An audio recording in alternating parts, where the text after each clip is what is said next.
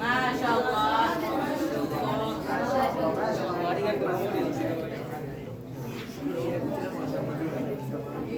السلام عليكم ورحمة الله وبركاته.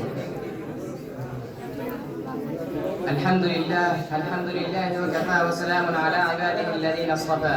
أما بعد فأعوذ بالله من الشيطان الرجيم. بسم الله الرحمن الرحيم. إن الصلاة كانت على المؤمنين كتابا موقوتا. وقال رسول الله صلى الله عليه وسلم: اغتنم خمسا قبل خمس، شبابك قبل هرمك، وصحتك قبل مرضك، وغناءك قبل فقرك، وفراغك قبل شغلك، وحياتك قبل موتك، أو كما قال عليه الصلاة والسلام. الحمد لله. গতকাল মাদ্রাসাতুল আরাবিয়া দ্বীন আবু জাকাল আব্দুল আয়োজিত আজকের এই বার্ষিক হাফলার সম্মানিত সভাপতি ও সুদক্ষ পরিচালক ও আমার প্রাণপ্রিয় ছাত্র ভাইরা, আমার আজকের বিষয় হলো সময়ের মূল্যায়ন। আল্লাহ পাকের তৌফিক হলে এই বিষয় নিয়ে কিছু কথা বলার চেষ্টা করব ইনশাআল্লাহ। মা তৌফিক ইল্লা বিল্লাহ, আলাইহি তাওয়াক্কালতু ওয়া ইলাইহি উনীব।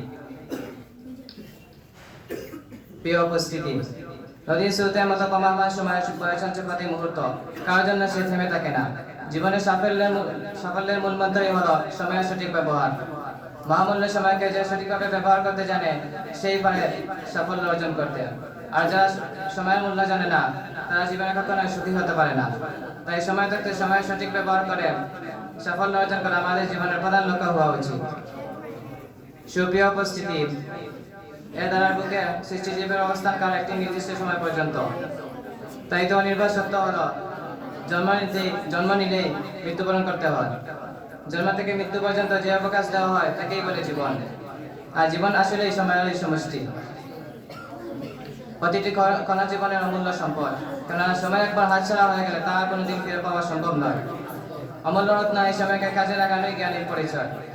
কেননা সময় অপচয় করে কেউ পৃথিবীর ইতিহাসে ক্ষণজন্ম উপাধিতে বিশুদ্ধ হতে পারেনি। তাই তো আদর্শ জীবন গঠনে চাই সময়ের মূল্যায়ন। ইতিহাসের শেষ সকল মানব যাদেরকে জাতীয় স্থান দিয়েছে স্মৃতির মণিকোঠায়, তাদের আদর্শ জীবন গঠনে ছিল সময়ের প্রকৃত মূল্যায়ন। প্রিয় উপস্থিতি, সময়ের নিজস্ব বক্তব্য সম্পর্কে রাসূল সাল্লাল্লাহু আলাইহি ওয়াসাল্লাম ইরশাদ করেন, প্রতিদিন